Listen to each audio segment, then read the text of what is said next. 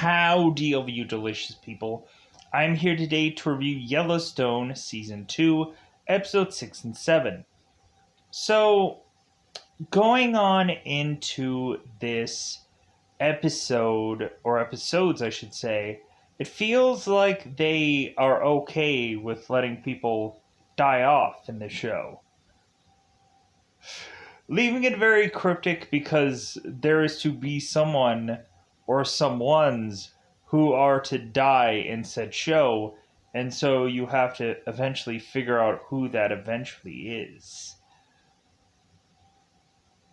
There seems to be so many teasing times, and there seems to be a lot of like, oh, this person's gonna get it, oh, this person's gonna die, oh, this, like, there's a lot of cliffhanging like things to kind of see where this is going to go. And so yeah, you eventually end up having somebody getting pulled the trigger on one way or the other. So let's go and actually tee it up. Really good 2 episodes, just because you had some people that are no longer going to be on the show anymore. So, teeing it up, what's going on in this episode? So, in episode 6, we figure out how Jimmy is to possibly make his money, how he's going to pay back his debt. And so we also have in this episode we have the Nagai and Jamie conflict kind of being resolved fairly quickly within this episode. We also have the Beck brothers still trying to persuade people into working with them. If it's not seemingly the Duttons, it seems that the Becks are going to try to get to anybody and to twist and turn to basically have someone working on their side. So we also have a flashback in episode 6. A flashback between John and Jamie. And it's starting to be like really nice that we are to actually get some time here with like a Beth kind of thing going on in the other story. But we also, well, like, kind of between Jamie and Beth through these 2 episodes, like, they really have some good things going here. So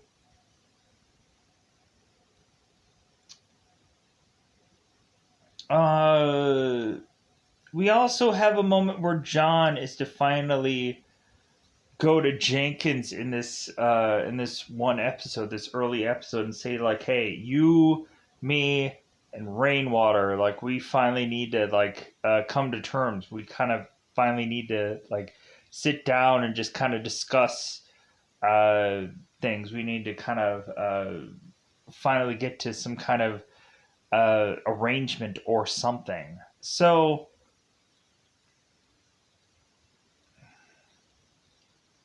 within this episode, or within these episodes, more than likely there's probably going to be something that slips through the cracks.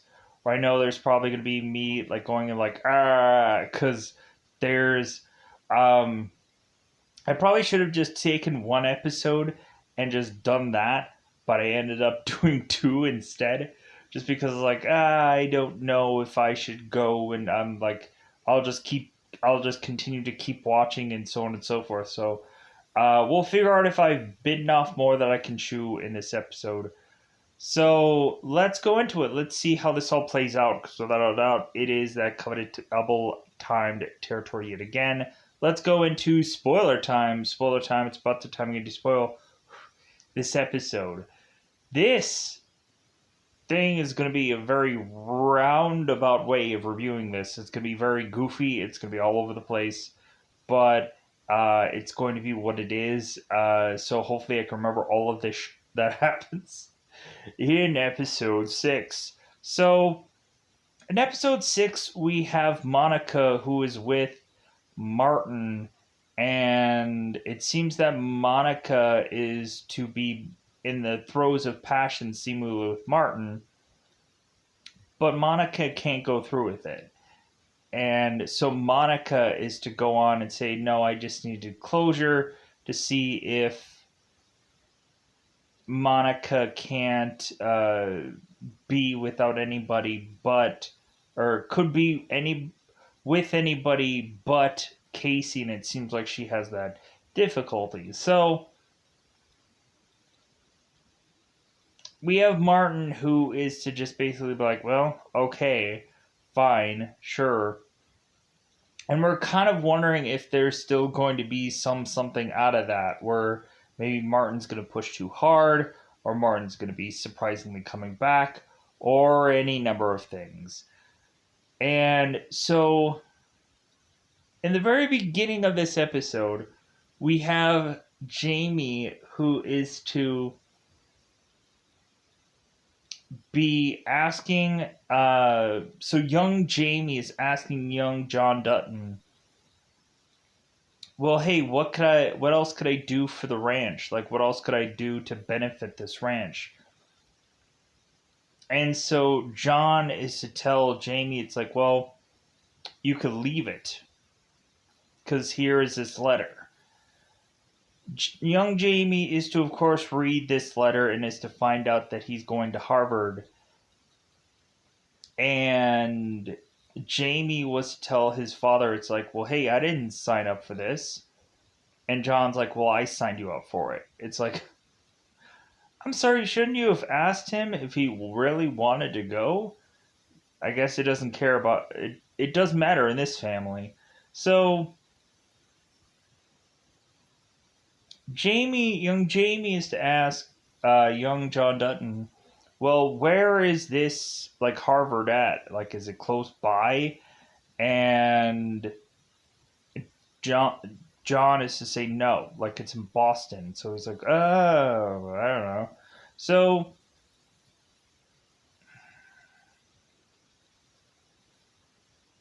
let's get into it. Let's get into the real reason upon this episode that we're all here for this one. So Jamie is to go off and is to have just a bunch of people of this family all just going on and just knowing about his business, knowing about what he had done. So John is to tell Jamie, it's like, well, hey, like, you need to go and talk to this girl and you need to figure it out, like, what exactly she wants out of this. Like, you want, and you also need to figure out, like, how far she's willing to go to get this story out there, and so on and so forth. So, but also, Jamie, you need to go out there and be a lawyer, like, lawyer up and try to get this girl to not do what she is going to try to do here. So Jamie goes off, and Jamie is to talk to Sarah Nagayan. And so Nagayan is to, of course, tell Jamie, it's like, well, like, I am going to basically put out this article whether you want it to happen or not. And Jamie is like, well, I revoke my my consent to put this whole thing out. And so they have this like back and forth thing between one another, this back and forth argument, which leads to Jamie going and taking Sarah's head and bashing it against this door. Sarah falls over, and then Jamie then chokes her to death. And I'm like, oh my god, Jamie, you're murdering somebody. Oh my god, Jamie, you have a story though, but you're killing somebody. And I'm like, wow, like a guy that seemed to never really be a guy that got his hands dirty is really getting his hands dirty in these episodes. And so Jamie is to go on and call. No, wait. Jamie is to go and bring the body in his car and is to have Rip come over. And so Jamie is asking Rip, like, hey, what should I do? What should I do here? So Rip is like, well, I'm going to go and tell your dad. And Jamie's like, no, don't tell my dad. Please, Rip, like, if anything, I always treated you like an equal, so, like, help me now. And so Rip's like, okay, like, all right. So Rip is, of course, to have Walker come with him because, like, Walker was, of course, the guy who is to say, it's like, well, I'm not going to break no laws for you. I'm not going to do anything criminal. And so he does anyways. So Rip is to have Walker come with him, and Walker is to, of course, ask Rip, it's like, well, what do you want me to do? And Rip is like, I just want you to drive a car. You can do that, right? So all three of them kind of drive up to this certain spot. And so what eventually happens is Walker is kind of driving with these people and driving this car, and he's like, whose car is this? And Rip is like, it's nobody's car. And so Walker is to get in the car, and he's like, you've probably just made me an accessory to murder, so that way, like, I won't, like, say anything for, like, all the stuff that you guys have ever done. And Rip is like, well, yeah. And so uh, now you're gonna leave. You're gonna leave here, and you're gonna go to the train station. I'm like, oh my god, he's gonna die. They're gonna kill him. They're gonna kill Walker finally, or this whole thing is just gonna be resolved supposedly, unless it comes back around and Walker's like, surprise, I'm back. Surprise, I'm back, and I'm going to freaking tell everybody that I was supposedly a assistant to some murder. Because without Walker knowing, Jamie is putting Sarah in this canoe and canoeing her off. And Jamie is asking Rip, it's like, can you help me? And Rip is like, no. Like, I'm not touching that canoe. Like, that is to have me be like an accessory to this murder, and I've helped you out more than enough. So Jamie tosses this body in and canoe out there into the water, and the body tips over, and I'm like, okay, wow. So Rip is to ask Jamie where her phone is, and so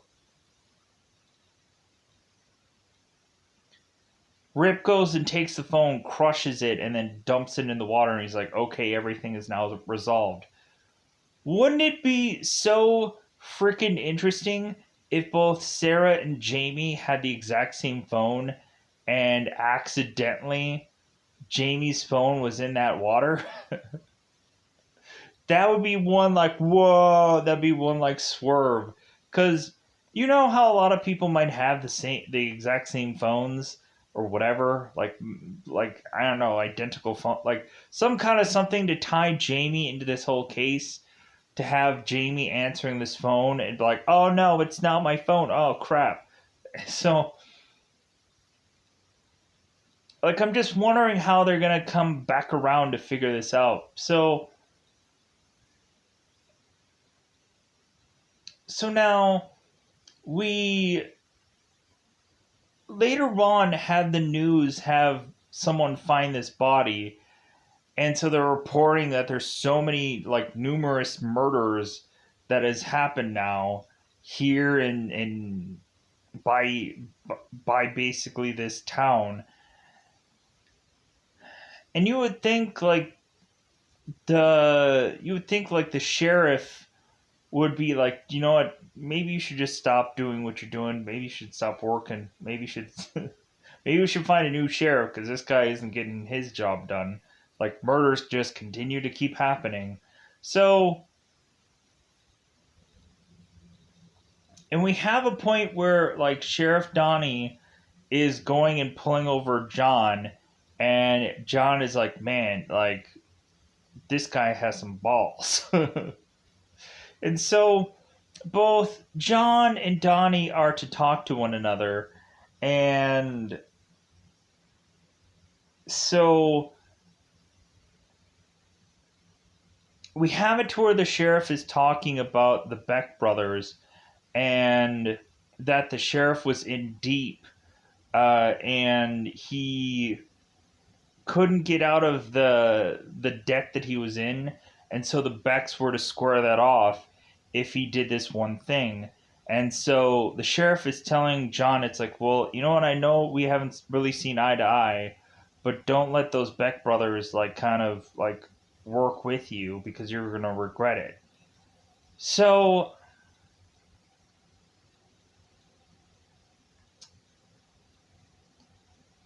so Jamie within this episode let's go back to Jamie. So Jamie within this episode, after he is to realize that he is to have killed this woman, and he's like kind of scrubbing off the murder of his face, and Beth is to go in there, realizing what Jamie had done, and so Beth is to now just like really just like thumb it into Jamie even much more so to have him like to tell him that his guilt of what he had done is just going to never wash away no matter how many times that he has scrubbed. And I'm like, man, what a perfect like poetic thing to say to Jamie as he's basically just washing his face. And so Beth is telling Jamie that he should probably contemplate taking his own life. And I'm like, oh my god! Just stab that knife into his back and just start twisting away. And I'm like, because that's always the dialogue of things. You just have these people just, oh, my back, and then start twisting away at that knife until you can, like, twist your way through, like, a freaking pumpkin, and now, like, you're at the other end just going, like, twisting away. Just kind of twisting, turning, and whatever. So Jamie does go off and is to have a gun on him, and like I'm kind of all over the place, but oh well, we're here. And so Jamie is to go and have this rifle, and so both John and Rip are running off to see where Jamie had head to. And so Jamie has this gun, and so John is to convince Jamie to not pull that trigger. To basically tell him that, hey, like, you have this moment here that the old you has died, and we need to recreate a new you right here now. And if you give me that rifle, if you give me that gun, like, we will kind of recreate a newer version of you, but you'll still be here. You'll still be alive. and all of that stuff, all of that guilt, all of that everything that happened before is now dead, and now you are going to be here, and we're going to kind of like replace new things into you to be a different Jamie. Because John makes that whole thing about some broken barrow, and that they ended up replacing with new parts, and it kept on working. And so Jamie's like, well, how is that going to work for me? And so that's when John kind of lays that on him to just be like, we're gonna like try to figure out how to like give you something brand new, so that way like you can kind of work through what you're working through.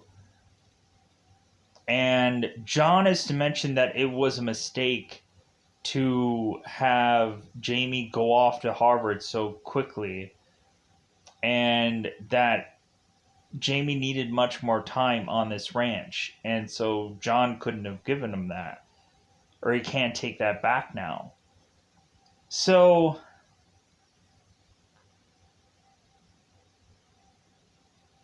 there's all this speech here, and so Rip is to now go and have Jamie go and live with all of the field hands, and so they're ending up playing poker. Jamie's playing poker with them. He whips out all of his money. They're like, "Whoa!" And they're all just like, and so Jamie is starting to like slowly but surely just kind of feel a little bit happier. And Rip is like, "Yeah, man, like we're gonna figure something out for you." So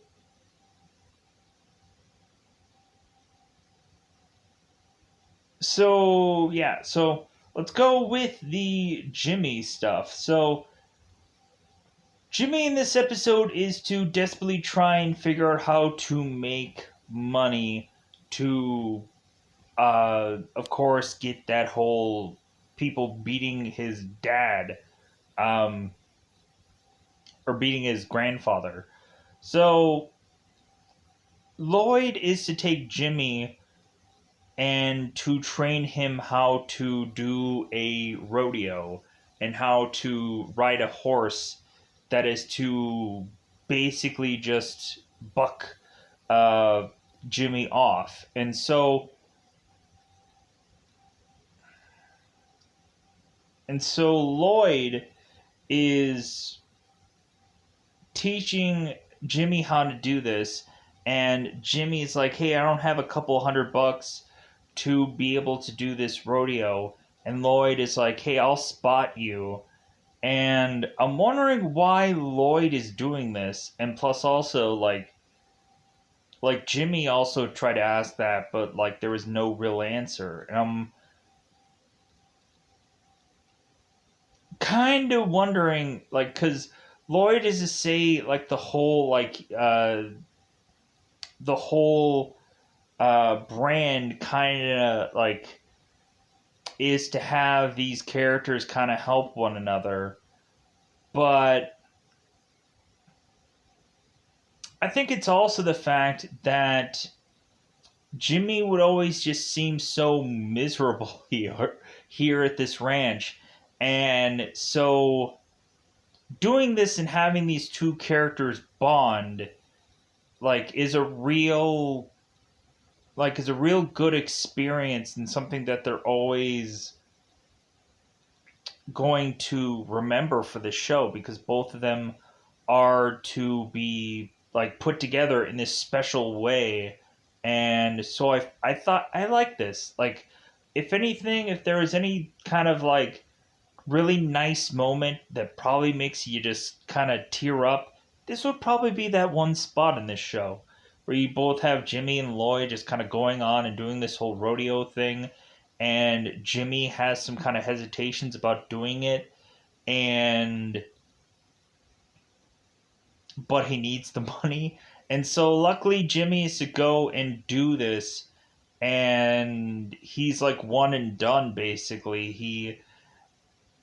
is to go on and seemingly win this contest. And so he has this belt buckle. And I'm wondering, I'm like, okay, like, how much did he get from this rodeo?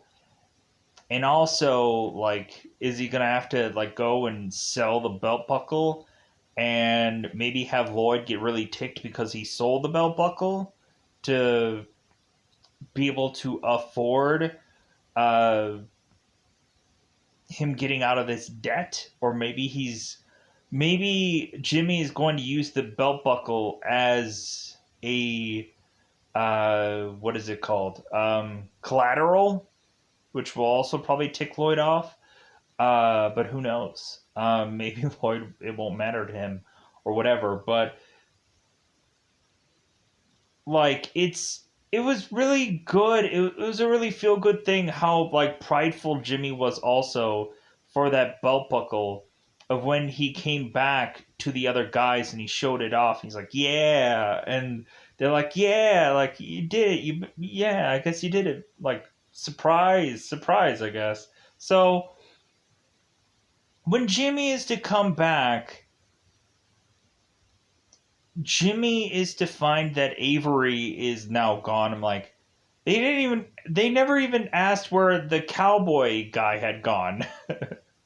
Like, we still have had like a number of episodes, and I don't remember actually seeing this guy leave once. Like, I guess he was only here for a really short time. Like, but I guess like there's so many things that they don't perfectly get into also in the show either, where all of a sudden they say, "Yeah, I'm gonna get to this," and then it never comes to be. Or like 8 episodes later, you find, "Oh, hey, yeah, Cowboy's back. All right, okay," or whatever. And then he leaves.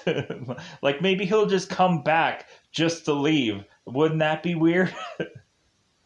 So, as Jimmy is to find out that Avery is left, and I'm wondering if he's going to go out of his way to figure out why or figure where she's at, so he can go on and like try to get her back here.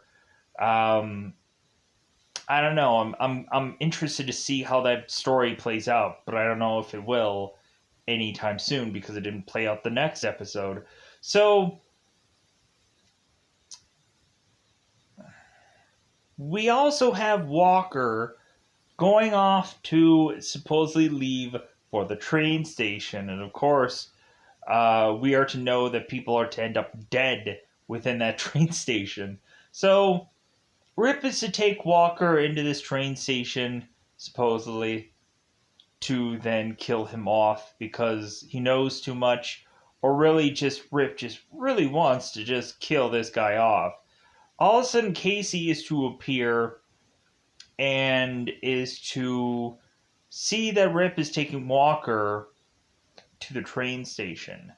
And so Casey's like, hey, like, I'll bring him. Like, it's like I'm kind of the head of the like the head of you guys, so I might as well go off and like take this guy to the train station.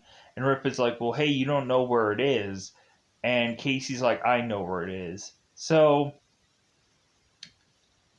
Casey and Walker start talking, and so Walker whips out his knife, and so Casey is just kind of talking to Walker and is to drive off to go ahead and park off to the side. Walker is to mention how like unusual this ranch is, and how just like he never really understood anything about this ranch and so on and so forth, blah blah blah blah blah blah.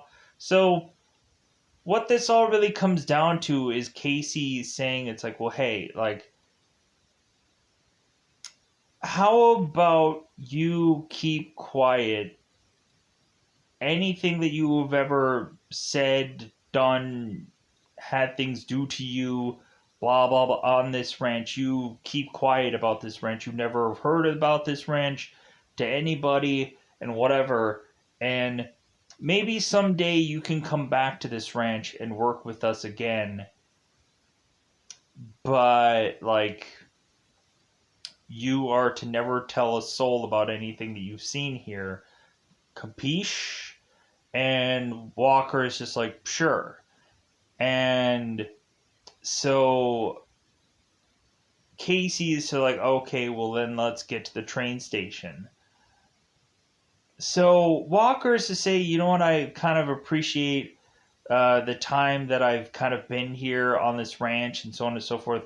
Meaning that the Walker appreciates that like Casey didn't actually kill him here, because Walker had that feeling that he was going to get killed here or to get dropped off here. So, which if I were probably Walker, I would probably like go on and have somebody investigate that whole like spot that he was to be stopped off at, because like if I were Walker, considering he had that feeling before about that whole car, like I think Walker would probably also have a feeling about that whole like Wyoming sign thing, and so they both go off, and Casey actually takes him to the train station and leaves him off to go wherever. So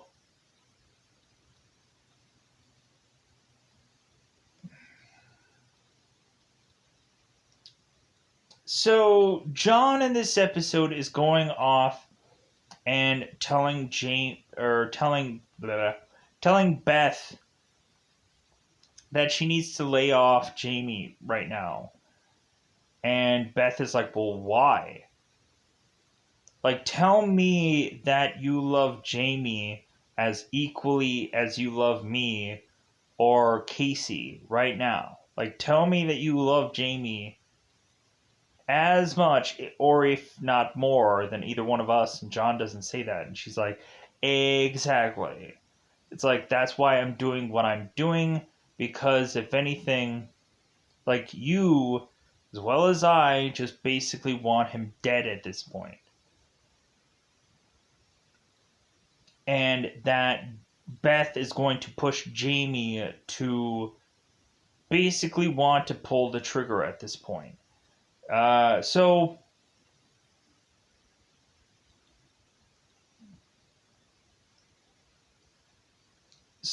if I didn't say before, John went off to go and talk to Jenkins, and he ends up tossing a bottle into Jenkins' security guard's like body and kind of knocks him out.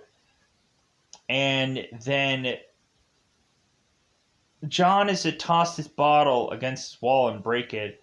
And John is to mention to Jenkins that Rainwater, Jenkins, and him need to have this kind of agreement because the Beck brothers are bugging the crap out of him.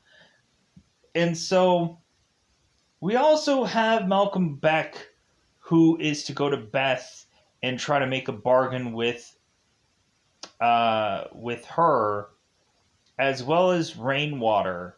And so the Becks are to have this offer to Rainwater of like, well, hey, like we have slots, like we have the ability to rent out slots to you. We're kind of the slots experts of things, and so you're not going to be able to have much of any slots in your casino unless you deal with us.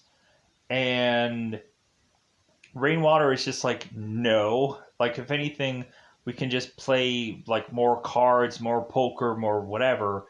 Like, we don't need your freaking slots. Like, I don't need to talk to you about this stuff. Like, are you kidding me? And so the Becks are like, ah, crap. So Malcolm goes off to Beth and is to mention how if Jenkins and Rainwater do succeed of what they're doing, Beth is going to have to come up with an alternate way for John to be able to make the money he's going to need to make to afford this ranch. consistently, and that might go and affect Beth's business in the long run. And so Malcolm is to, of course, say, like, well, hey, if you only work with me, like, I can stop all this. I can figure all this out. And Beth is like, no. No. No. Because we have it where Malcolm is to threaten Beth, and Beth is to turn around and just be like, well, hey, uh, like I've gone on and given some guy right in church some hand job, and I didn't think anything of it. So, like, there is no scare tactic that you can put together that is going to like scare me. So, uh, so I'm thinking if there's anything here that there is left to cover. Um,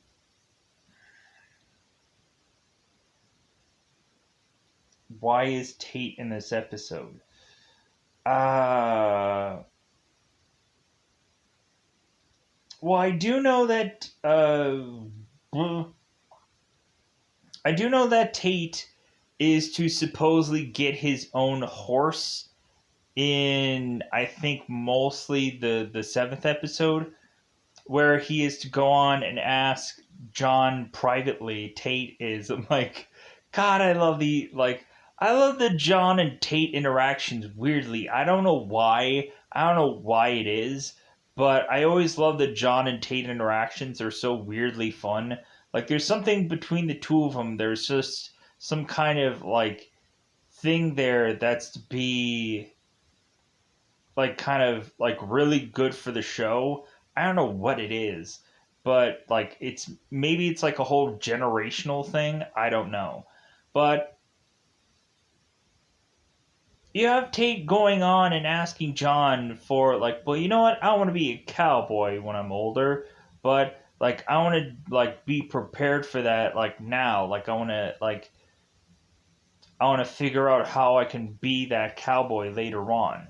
And so John's like, well, Tate, like that means that you're gonna have to go and own a horse, and you're gonna have to train it, you're gonna have to feed it, you're gonna have to whatever, and Casey's gonna have to show you how to do all that, and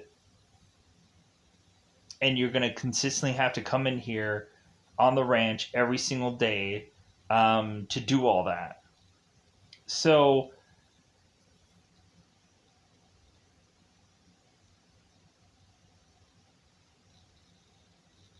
yeah, let me pause for 1 second.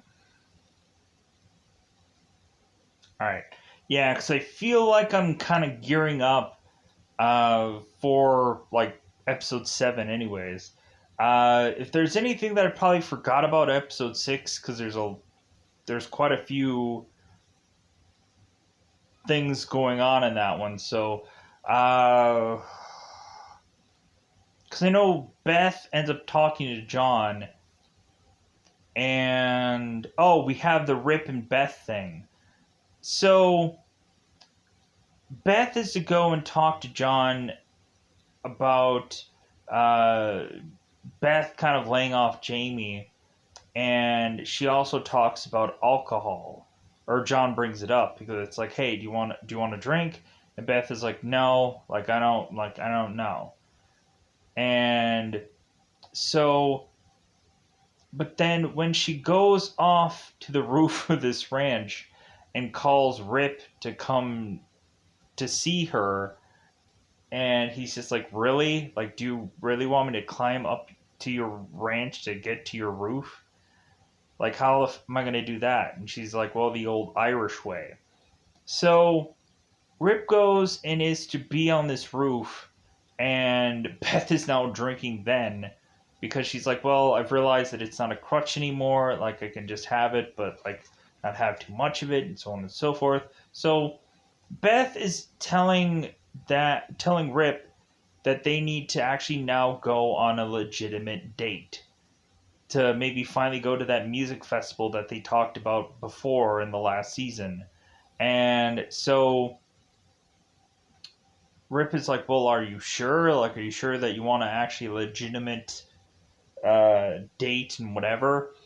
And so Beth is like, well, yeah, like you have to spend some of that money that you get from being a field hand here. And so Beth starts asking like Rip what he actually spends his money on because it seems like he's worn the exact same shirt and shoes for like the last million years. So Rip is to mention that has spent a ton of his money on tombstones for his family and to dig up his father's grave and remains and toss it out some window somewhere. And I'm like, man, okay. Like, so we have Rip, who I guess really wants to, like, do the right thing and take some money and do some good with it. So, like, the equivalent of good. So,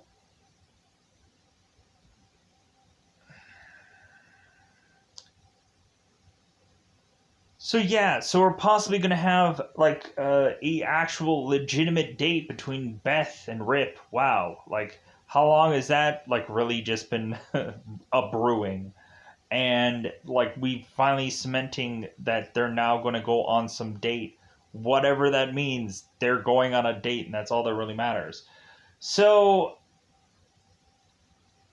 now I think I've kind of perfectly covered episode 6, and so let's go into episode 7. So like I said, for episode 7, Tate is going and getting this horse. Jamie is putting out some hay, and it's his spot, kind of Tate going and getting this horse and so on and so forth.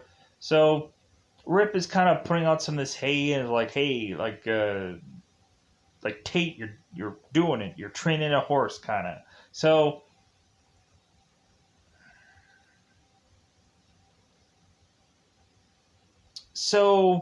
it's kind of funny because Tate in the last episode, or in this episode, last episode, somewhere, I don't know. Um, Tate is to go on and on and on about like what horse he's gonna have and like where he's gonna get it from and if he's gonna breed it and all this and all this stuff. And Casey's like, well, that's good and great and all, but you gotta like also ask your mother about all this also. And so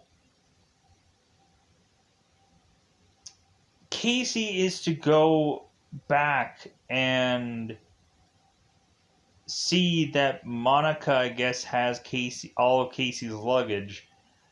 And so Monica is to tell Tate to go into another room so both of them could have this conversation. And so Monica is to ask Casey, it's like, well, you know what, I like I can't just move on from you. Like it's a really hard thing. So it's either that you're going to be with us or you're not. This is all like you can leave right now. And Casey is to go and lock lips with Monica and seal the deal that they're going to be a couple again. And so that entails, and it was also kind of funny that Tate was saying, it's like, oh, you guys are kissing. You're going to create a baby right here. And Tate is just doing all these like funny things with dialogue. So in the next episode, Monica, Casey, and Tate are to all be moving into the ranch, and so John is to just kind of tell him, it's like, well, hey, like this is your room, like do whatever you want with it, like paint it if you want. I'm like, this is like some old cabin like stuff, and the painting, I'm like, painting? It seems weird. But also, John has to deal with the fact that he has to move his oldest son's like clothing and just stuff, and he is to of course be very guilty about having to move all of it. And so John is just telling his son, it's like, well, hey, like kind of like in the air of things, that hey man, like I'm not getting rid of it, I'm just moving it somewhere else. So that way like John can always remember his oldest son and not just like forget about him, and like forget about him by taking all of his clothes and moving all of his stuff into some other place that like he's never going to remember his son again. And so he just starts having this kind of emotional moment, um, of course remembering his oldest son. So in episode 7, stuff happens, things are going on, mass hysteria. uh, no, that's not it.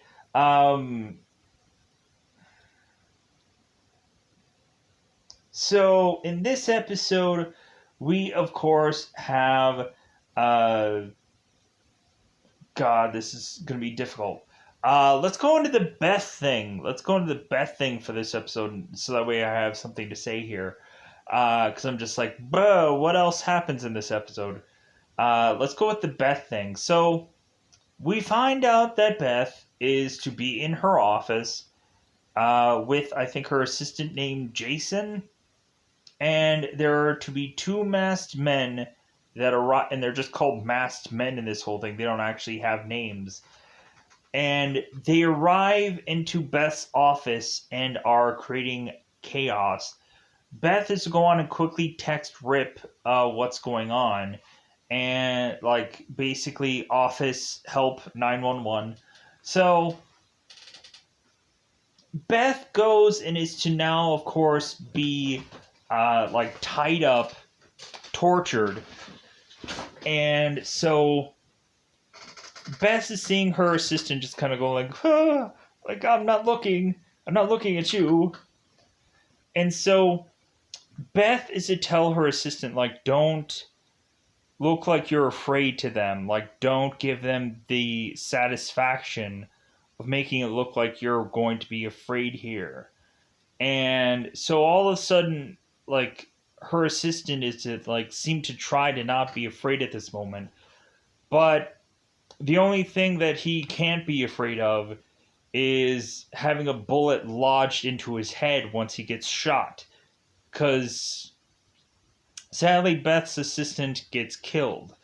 So now we just have this kind of teasing of the fact that this masked man is going to go on and take advantage, supposedly, of Beth. And I'm like, no, don't kill Beth here. Come on, like for all this, that she has to be, she's been through for this character, and all this that she's had to do for this show. Freaking all the wild and crazy things that not only her and a number of other people have to do during this show, to just kill them off at some point. Come on. So we have Beth almost in this seemingly point where this masked man is to tease that he's going to either put something in her mouth, let's just say, or basically in her nethers. And so, like, Beth is to say, it's like, I'm going to floss with your wang. That's how small it is. You freaking needle. Like, you have a freaking needle. You're small, schwonged guy, whatever. So the guys, of course, to now like go and toss Beth onto this table, teasing at this again. And so Beth is like, I probably won't even feel it. Like, just like, oh my god. Like, Beth is such a savage person. And rightfully so. But still. So Rip conveniently comes in to save the day. Here he is to save the day. So Rip goes and beats up these guys, and so Rip takes him down, but then Beth goes the extra mile to basically like batter them to death with some weird, goofy, like, I don't know if it was an award or some kind of just like piece that she had in her uh, office, but she just starts beating this guy to death with it. So all of a sudden, we have now Rip calling John, and so John is getting some kind of doctor that is going to not say anything about any of this event. And the doctor's like, I don't think I can be like quiet about this. And John's like, yeah, you will. You'll be quiet about this. So, so they're to go on and go and try to heal both Beth and Rip. Like this doctor is to kind of take them in and to do whatever work that they need done on them. And then we have, I guess, John, who is to take these bodies and to take them to Malcolm Beck's home, and has a paper on it that says return to sender on it. And so Malcolm is looking at these bodies, and then he just walks off. But we don't have Malcolm like saying that he did this. Like, we don't have him like going on some phone call saying like, oh my god, they figured it out or something. So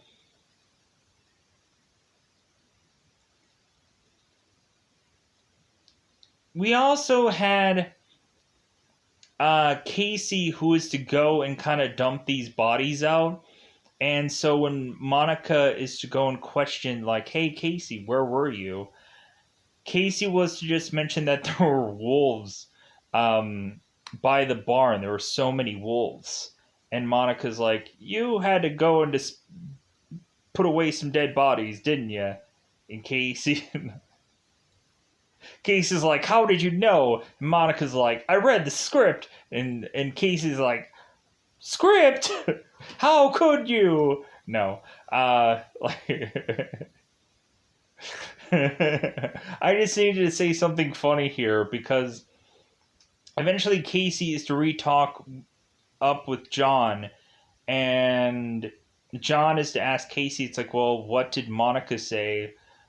Or what did you tell Monica, and what did Monica say when you told her where you were going? And so Casey says the whole wolf's bit. And so John is like, do you really think that she really believes that? And Casey's just like, ah. So John's like, you're going to realize that, like, that, that a woman is going to, like, probably figure this whole out. We also have at the very beginning of this episode 7 where John is to want to go and grab his horse and just want to ride because he's had so many problems going on that he needs to go and like find himself. And so Casey's just like, well, hey, like I'll go and I'll find myself with you, kind of thing. Like I'll go and like tell me where you're going, and I'll go with you, kind of thing. So both Casey and John go to the exact spot where John was to have found his wife, Evelyn, dead. And so he goes to that spot just to remember her. Like, he can remember her smells, her, like, he can remember, like, the way she looked and something like that. Going to that spot always just reminded him of her anytime he was to possibly forget. And so so John was at this point of talking to Casey about this, and this is before the whole Monica and Casey situation where that worked out and they kissed one another. So Casey was to say, it's like, well, I think I'm having that problem right now, where like, because Casey is to think that him and Monica aren't working out, but then towards the one part of this episode, the relationship does. So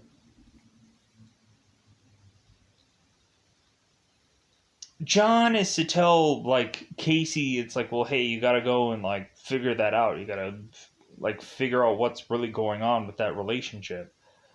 So we also, the one thing that I forgot about is Christina was to also see that whole news report about that dead body and how Sarah Nagain was dead. And so I'm wondering where that's going to head to. Whether if like Christina is going to finally head back into Jamie's life, because he did do this one thing called F her. And so like you can't like unring that bell. So like Christina should go back to Jamie and be like, well, hey, like where have you been? Um, like you've kind of just given like you basically just pulled a ripcord on your life with me and ran off to your dad, and like I'm sorry, like and so like Christina, you would have thought Christina would have possibly like called Jamie, just like, hey, isn't this a coincidence that this girl is now dead or something? Nothing ever came up. So uh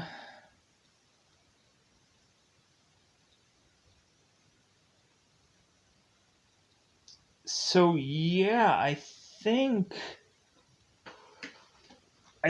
that mainly mostly somewhere ballparkingly covers most of these two episodes. I'm not quite sure. I'm kind of leaving here a little bit lingering just to be like, okay, like, do I think that I've covered most of this? Not quite sure. Never quite sure. And plus, I also covered like the beginning of episode 7 towards the end there. That's kind of weird. So,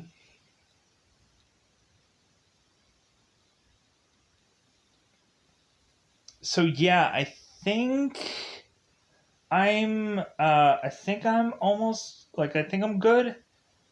Like I feel good. Like let me possibly pause here so I can like reflect on if there's anything else that I've forgotten about. No, can't think of a thing. So if there's something that I did forget about, let me know in the comments below because I'm sure there's probably something. Uh, I think I got a bulk of these episodes down. Plus, it's also in like the ninth hour of things, and things are starting to fade with me just kind of getting a little bit of this thing called tired. So, with that said, I am going to get out of here so I can go and rest up for the following day to try to get more compacting things done and call it a day. So goodbye, everybody. Bye, everybody.